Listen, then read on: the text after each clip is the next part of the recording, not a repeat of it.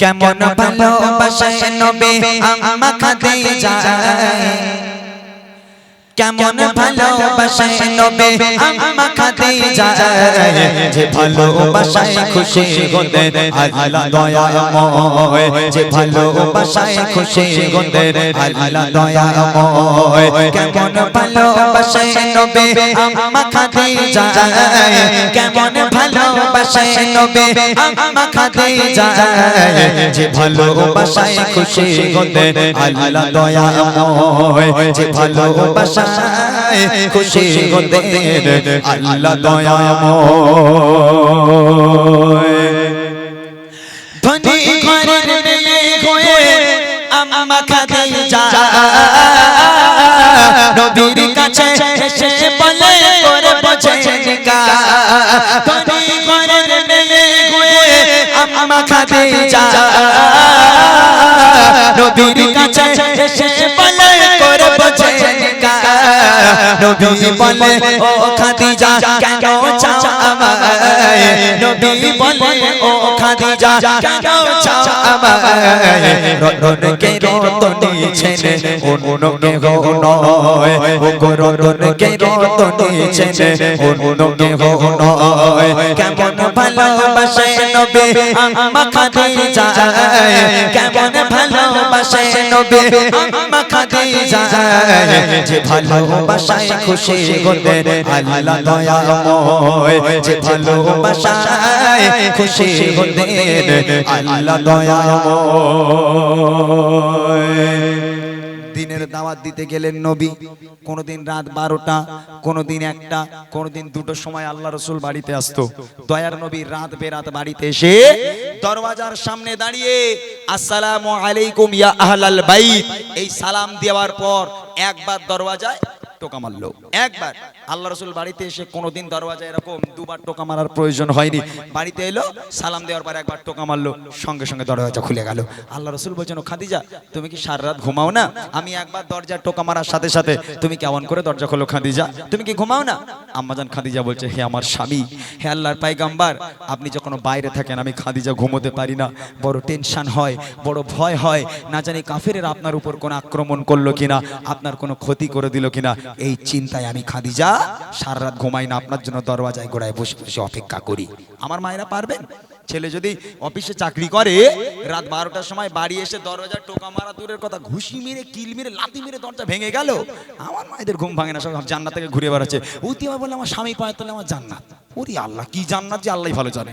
আম্মাজান খাদিজা কেমন ছিল দেখেন, কবি লিখছে দিনের দাওয়াত দিতে নবী যায় গো তারে তারে, অপেক্ষাতে বসে থাকে বিবি নিজের ঘরে। দিনের দাওয়াত দিতে নবী যায় গো তারে তারে, অপেক্ষাতে বসে থাকে বিবি নিজের ঘরে। দরজা টোকা দেবার সাথে দরজা খুলে যায়, দরজা টোকা দেবার সাথে দরজা খুলে যায়।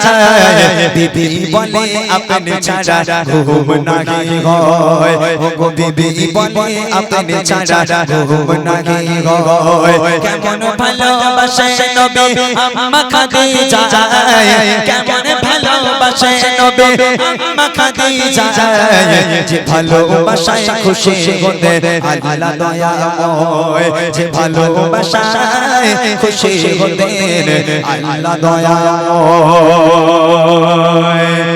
একদিন নবী দাওয়াত দিতে গেলেন, দাওয়াত দিয়ে বাড়িতে এলো রাতের বেলা, দরওয়াজায় টোকা মারলো, দরওয়াজা খুলে গেল। আম্মাজান খাদিজার সামনে দাঁড়িয়ে আছে। আল্লাহ রসুল আম্মাজান খাদিজাকে দেখে হাউমাউ করে কেঁদে উঠেছে। কেন জানেন? আল্লাহ রসুল দেখছেন মা খাদিজা দাঁড়িয়ে আছে, আর খাদিজার জামাটা এমন ভাবে ছেঁড়া, এমন ভাবে আম্মাজান খাদিজার জামাটা ছিঁড়ে গেছে, ও জামা সেলাইও করা যাবে না, তাবলিও মারা যাবে না। এই দেখে আল্লাহ রসুল হাউমাউ করে কেঁদে উঠেছে। আম্মাজান খাদিজা আল্লাহ রসুলকে জড়িয়ে ধরে বলে এ আমার স্বামী, আপনি কাঁদছেন কেন? কি হয়েছে আপনার? বলো খাদিজা তুমি কোন ঘরের মেয়ে? খাদিজা তোমার আব্বাজানের এত সয় সম্পত্তি, এত জায়গা জমি, সোনা দানার মালিক তোমরা, সব সোনা দানা গুলো এনে আমি নবী আমার রাস্তায় তুমি কুরবানি করে দিয়েছো।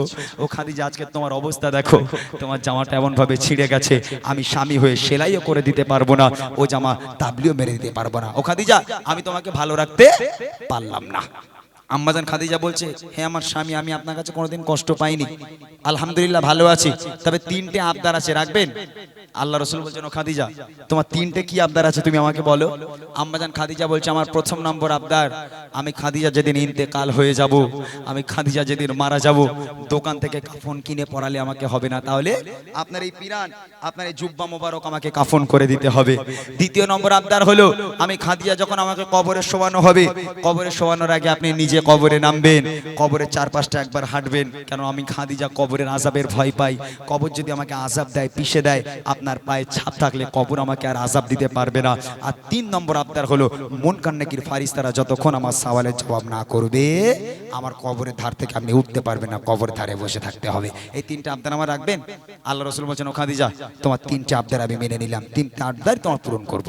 ও মায়েরা, আপনারা কি স্বামীর কাছে ওইরকম আবদার করেন যে আমার একটা ভালো কাফন কিনে দিও, একটু ভালো করে কবর দিও, ওইসব আবদার আমার মায়েরা করে? আমার মায়েরা ওইসব নাই, দেখো একটু বকখালি যাবে বললে যাবে না, একটু দীঘা যাবে বলে তো যাবে না, আমার মায়েদের এইসব আবদার। কিন্তু আম্মাজান খাদিজা কি আবদার করছে, কবি লিখছে দেখেন, বিবি বলে ও স্বামী মরণের পরে কবরে শোয়াবেন আমায় জুব্বা কাফন করে, কবরের চারিপাশে ঘুরবেন ঘেটে ঘেটে, কবর যেন নাহি পারে আমায় পিষে দিতে, থাকবে বসে ফারিস্তাদের সওয়ালের সময়, থাকবে বসে ফারিস্তাদের সওয়ালের সময়, কবরের কঠিন আযাব বড়ই ভয়ের হয়, গো কবরের কঠিন আযাব বড়ই ভয়ের হয়। কেমন ভালোবাসে নবী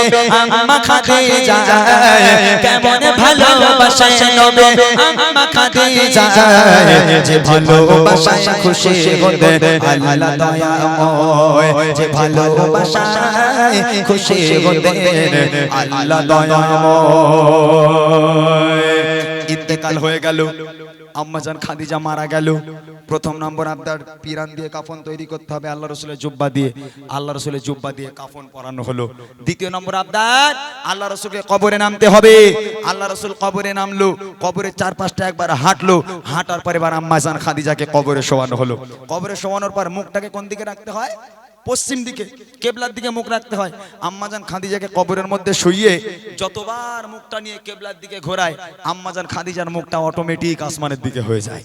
আবার একবার চেষ্টা করা হলো, আবার একবার আম্মাজান খাদিজার মুখটাকে নিয়ে পশ্চিম দিকে ঘোরানোর চেষ্টা করা হলো, আবার অটোমেটিক মুখটা ঘুরে আসমানের দিকে হয়ে যায়। সাহাবারাও পেরেশান, নবীও পেরেশান, মুখটা কেবলার দিকে কেন ঘোরে না? তিনবার চেষ্টা করেছে, তারপরেও আম্মাজান খাদিজার মুখ কেবলার দিকে ঘোরে না।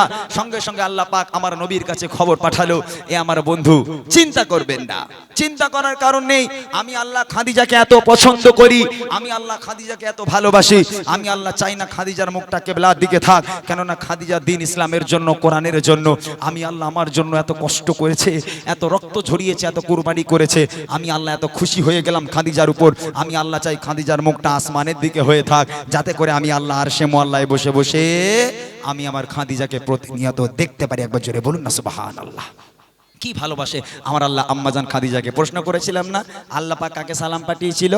এই সেই নারী যাকে আল্লাহ আরশে মুআল্লায় বসে বসে নিজেই সালাম পাঠিয়েছিল। শেষ কথায় কবি লিখছে দেখেন, যত সবাই খাদিজাকে কেবলাতে মুখ করে, ততবারে আসমানের ওই দিকে যায় যে ঘোরে, যত সবাই খাদিজাকে কেবলাতে মুখ করে, ততবারে আসমানের ওই দিকে যায় যে ঘোরে, আল্লাহ বলে ও গো নবী চিন্তার কিছু নাই, আল্লাহ বলে ও গো নবী চিন্তার কিছু নাই, খাদিজাকে দেখবো বলে আমি সর্বদা, ও গো খাদিজাকে দেখবো বলে আমি সর্বদা, কেমন ভালোবাসে নবী আম্মা খাদিজা, কেমন ভালোবাসে নবী আম্মা খাদিজা, যে ভালোবাসায় খুশি হতে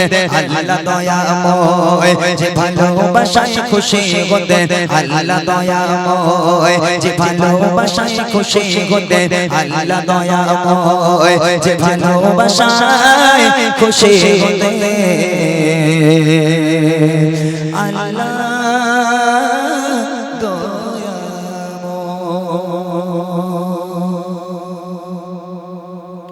মাশাআল্লাহ, শুনলেন খুব সুন্দর একটি ঘটনামূলক